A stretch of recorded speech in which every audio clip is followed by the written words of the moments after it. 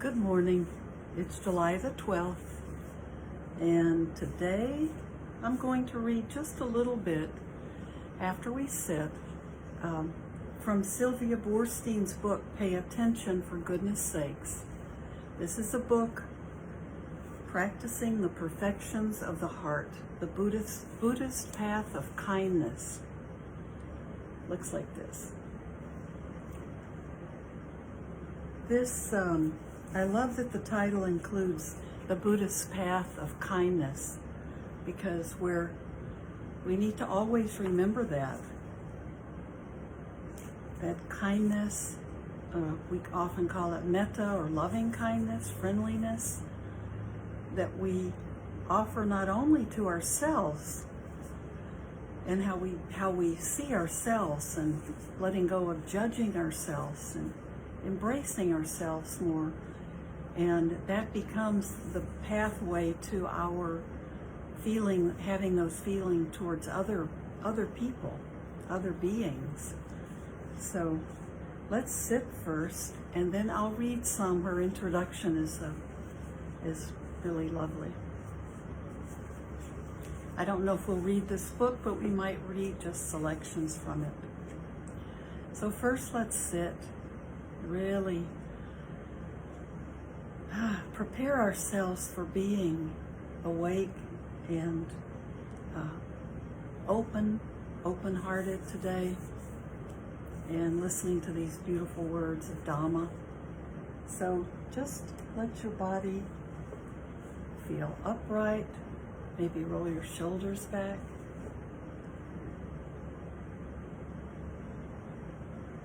Close your eyes if you can. Just begin to let go and keep the focus of your breath. Keep your focus on the breath. The body's doing the breathing.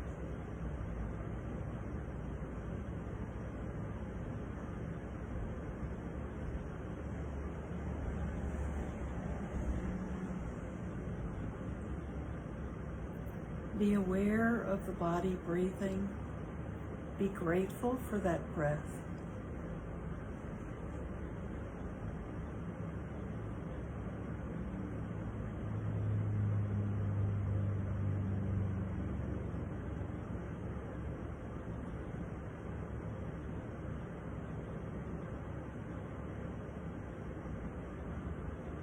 Now, as you breathe, be sure you're relaxing the body. And you can relax into that good posture.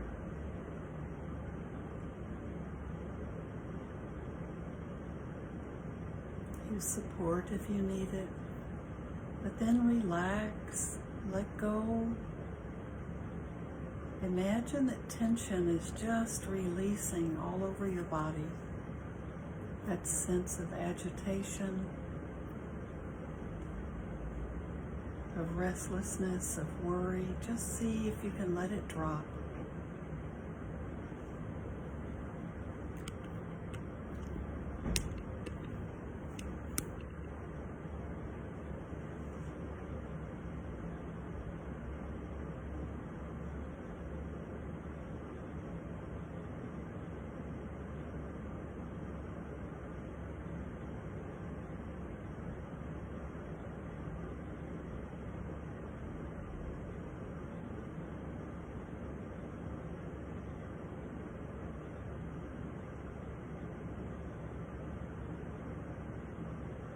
Nothing else needs to be on your mind.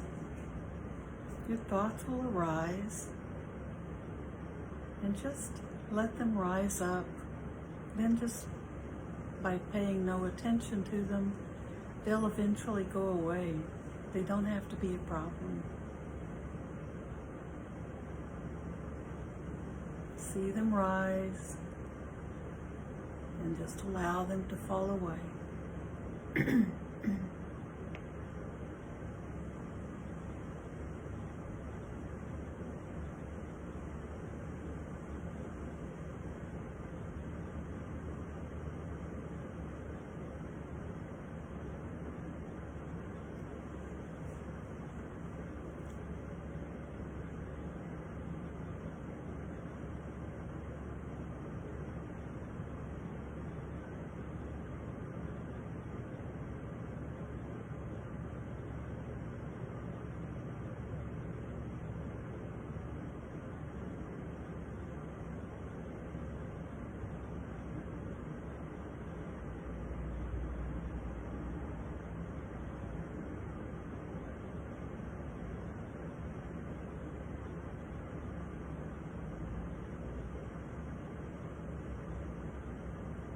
Just be aware of the breath.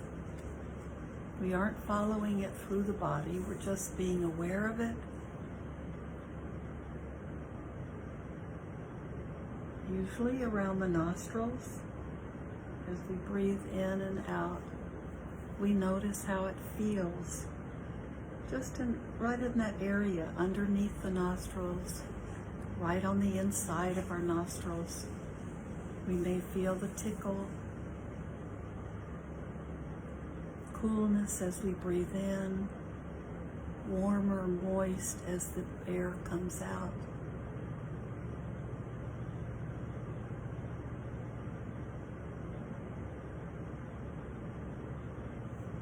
Or you can choose to be focused on the rising and falling of your belly. Just notice. You don't have to have your hands on your belly.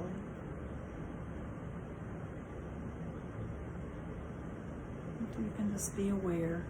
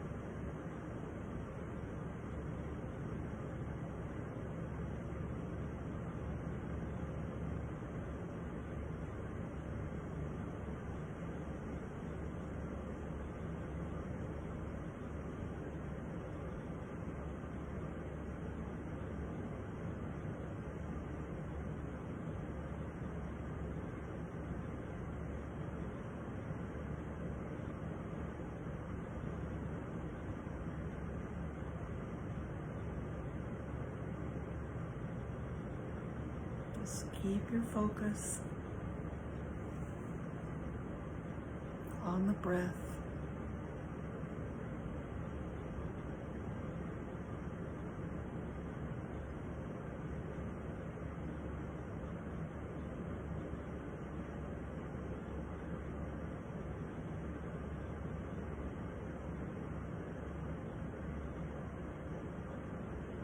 You can be aware of the quality of your breath.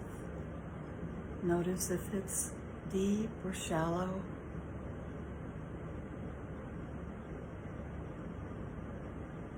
Notice if one breath is long and another is short. The pattern of the breath changes.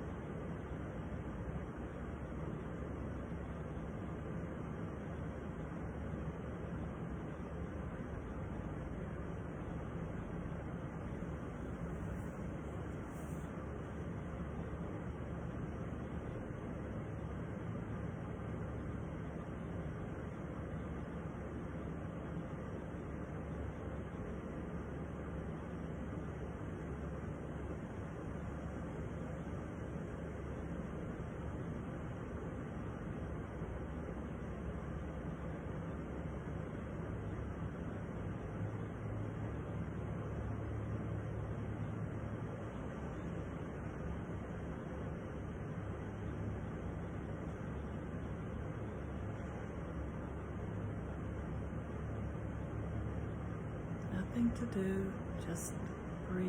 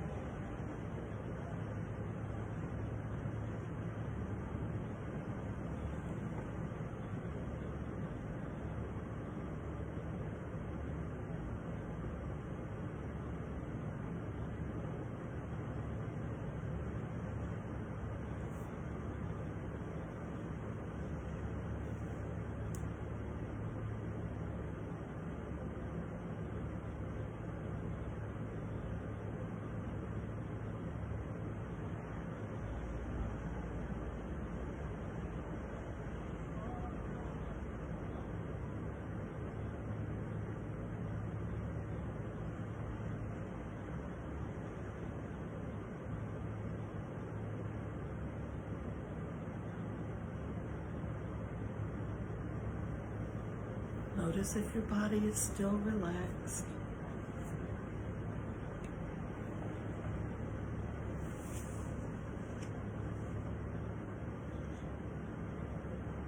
Now, as we end our meditation,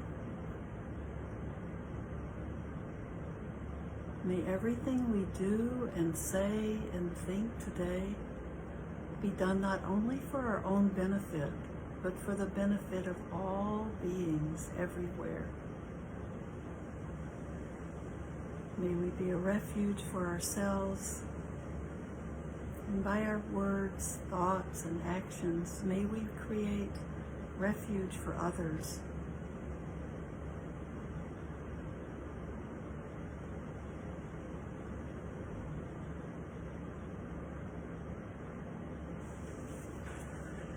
Okay, that seems short, but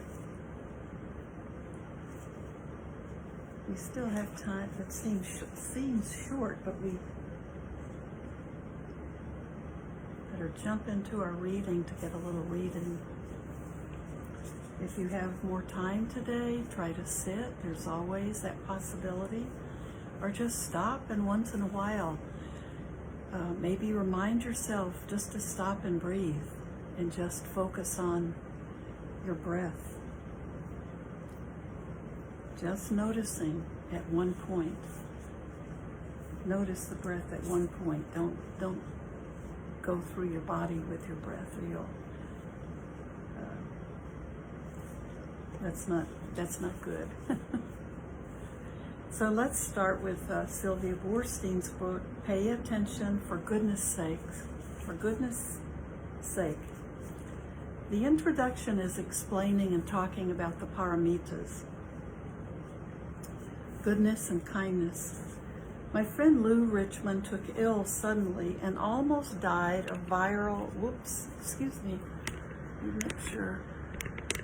Kind of noisy in my background, and almost died of viral encephalitis. Lou and I are longtime members of a Buddhist teacher colleague group that he named Rhinoceros for what he saw as our common tendency to stake out individual, independent paths.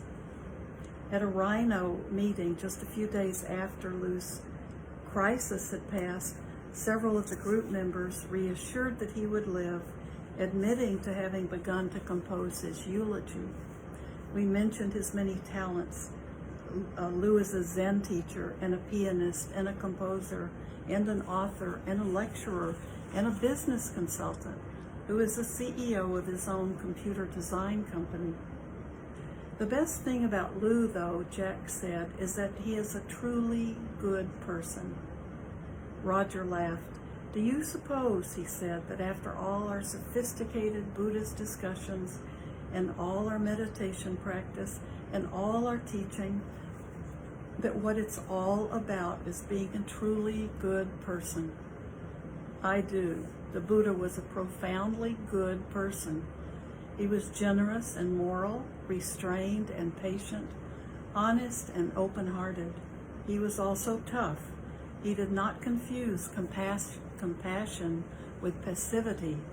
He obligated monks and nuns to leave the community when their presence was disruptive.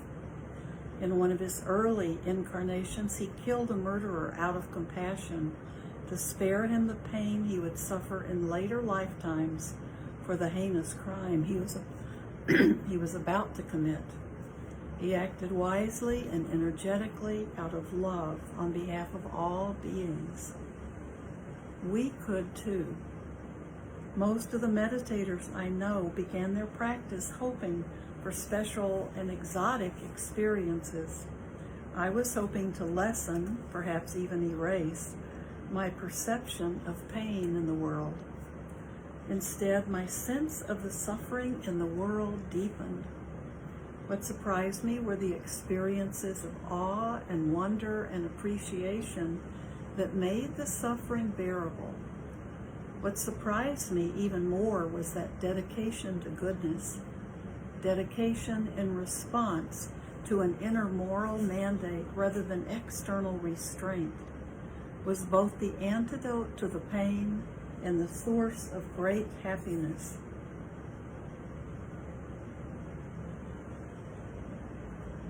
When people ask the Dalai Lama, is Buddhism a religion?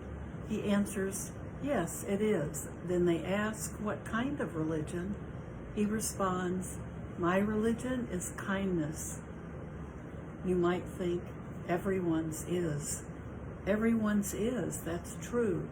It's not complicated to describe the goal of a spiritual life. It's easier than you think to explain it. It's more difficult than you can imagine to do it.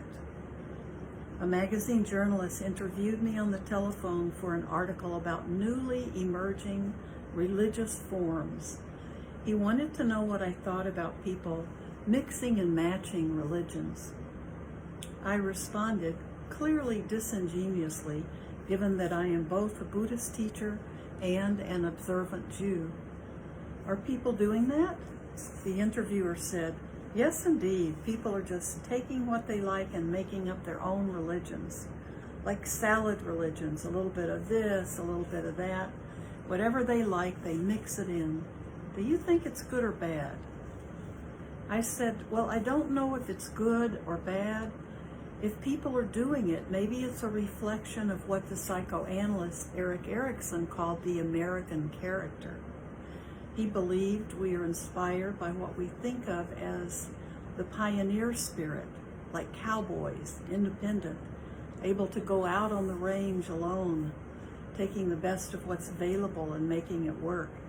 And maybe it also means that people are realizing that what seemed important to them in their life, materialism and consumerism, doesn't work at all to make a happy heart. It actually makes an unhappy heart and an unhappy world. And maybe people are discovering that they really need something that speaks to the essence of their being, something that connects them directly with conscious intention to the truth of their experience so that their lives become meaningful. Maybe it is a good thing. He said, but do you think it could be dangerous? I said, I don't know if it could be dangerous. I suppose there might be a pitfall. What would the pitfall be? I replied, well, if you were in a religion all by yourself, you would have nobody to encourage you if you were making progress, to tell you, that's great. And you also wouldn't have anybody to tell you that you were deluding yourself and that nothing was happening. Then he asked, what's supposed to happen? What's supposed to happen? What's supposed to happen is that our vision becomes transformed. We begin to see with increasing clarity how much confusion and suffering there is in our own minds and hearts. And we also see the ways in which our own personal suffering creates suffering in the world. That part is heartbreaking and totally daunting, but that's not all. We also get to see the extraordinariness of life, how amazing it is that life exists and continually recreates itself in an incredible, spectacular, mind-boggling, lawful way. When we see clearly, our awe and our thanksgiving for the very fact that life is happening makes it impossible to do anything other than address the pain in the world, to try to heal it, to hope never to add one single extra drop of pain or suffering to it. As our understanding increases of pain, as our understanding increases, our hearts become more responsive. We become the compassionate people we were meant to be. That's the whole point of practice. That's what's supposed to happen. There was a very long pause because I had gone from measured, thoughtful teacher to thundering preacher in about 30 seconds. Then he said, very good. It is good. The Buddha called the message he taught good medicine. It's medicine with two active ingredients. One ingredient is a set of lifestyle choices, how we act, how we speak, how we work, how we manage our relationships, that produces a contented heart. The other is a program of practices for paying attention that develop the direct personal experience of the end of suffering, the liberating awareness of the changing nature of all experience, the absolute trust in the interconnectedness of everything in creation that makes every single act important and means that each of us make a difference. I'm grateful to the journalist who asked, "What's supposed to happen?" I got to hear how passionately I believe that paying attention, mindfulness, shows itself as goodness and kindness, as concern for others, as concern for the whole world. That's what this book is about. That's what I most want to teach. Accounts of the Buddha's life normally begin with his birth as Siddhartha Gautama in 563 BC in northern India, and continue with accounts of his childhood, his marriage, his renunciation of his life as a prince in response to his awareness of life's suffering, his vision of a monk free of suffering, and his own desire for that freedom. The central point of these accounts is always the experience known as his enlightenment. His experience after many years of intense meditation practice as a monk, of deeply understanding the habits of mind that create suffering, and through that understanding, freeing his own mind of those habits forever. The Buddha called his understanding dharma, the truth, the meaning of things, and he taught it for 40 years. Over the centuries, this message spread through Asia, became incorporated into the religious understanding and practices in many countries there, and served as a basis for the different forms of Buddhism that have continued to develop throughout the world. Legends about the Buddha also include stories of the many previous lifetimes of Siddhartha Gautama, including pre-human incarnations in which he was an incredibly patient buffalo or a tirelessly compassionate bird, in which he perfected 10 particular qualities of heart that laid the foundation for his later Buddhahood. Those same paramitas, perfections of the heart, were said to be the qualities that he naturally and effortlessly manifested and radiated all the rest of his life. The stories of the Buddha's complete understanding and totally perfected heart inspire me enormously, however incomplete and unperfected my own understanding and practice may be. The stories of his many, many years, indeed lifetimes, of intense practice empower my own resolve. I don't think about having total understanding forever. I think about having enlightened moments, instances in which I see clearly and choose wisely. I think about those moments becoming more frequent, more habitual. I think of how much happier my life is becoming as I make wiser choices, and that's enough. Isn't that a beautiful paragraph? Just think about how you see your life over your lifetime. How do you think about your own life? What do you see? I don't think about arriving at a totally perfected heart either. I am, however, tremendously glad to have the paramitas as a spiritual practice because they are ways of behaving. And although I am not in charge of what I think, I am, most of the time, responsible for how I act. Someone said recently in a class discussion of the paramitas, how it works for me is that my mind thinks whatever it thinks, and then my heart decides what I'll do.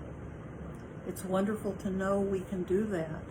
It's also wonderful to think that practicing kind-hearted response is habit forming. Let me read that sentence again. It's also wonderful to think that practicing kind-hearted response is habit forming. Short of perfection, it's enough. So we'll end with this. Here is the list of the paramitas: generosity, morality, renunciation, wisdom, energy, patience, truthfulness, determination, loving kindness, and equanimity. I love this list. I love knowing that all of these qualities are the natural, built-in inclinations of the human heart. We aren't born with the inclination to play the violin or tap dance or do needlepoint. We have the physical equipment, eyes, arms, ears, hands, feet, and the mental equipment, memory, and sometimes talent, to learn all of those skills. My sense, though, is that in cultures where those activities aren't done, no one thinks about doing them. Human beings, however, do not need lessons in friendliness. We are relational. When we aren't frightened into self-absorption, we look out for each other. We take care of each other. And I love it that all of these qualities seem like gifts that people give each other. Perhaps generosity, the first of the paramitas, most immediately evokes the idea of giving something to someone else. But I think all the paramitas are gifts, and they are mutual gifts.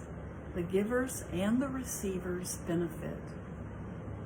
So I'll stop there because our time is up. But I like the way she's writing, and this is just the introduction. So this may be a good book to really also, I think what we'll see with Sylvia is we'll see a great deal of balance, that finding balance between, and finding how our spiritual life is really just our regular life. It's just what we place more focus on. It's just how we, where we get the most joy in living our lives. So I think she'll be a really wonderful teacher in that. So we'll stop there for today, and I hope everyone is doing well and that you have a beautiful day and that you can work with your problems. Sometimes our problems are things we can, as Joseph Goldstein says, and I think Tara Brach mentions it in her latest book, if you have problems, see if you can think about, these are not problems. They're things that come up in life, in a normal life, and don't focus on the problem aspect. Just focus on where you are with the situation, what you need to do, what you might need to find out about. But just let go even the concept of a problem.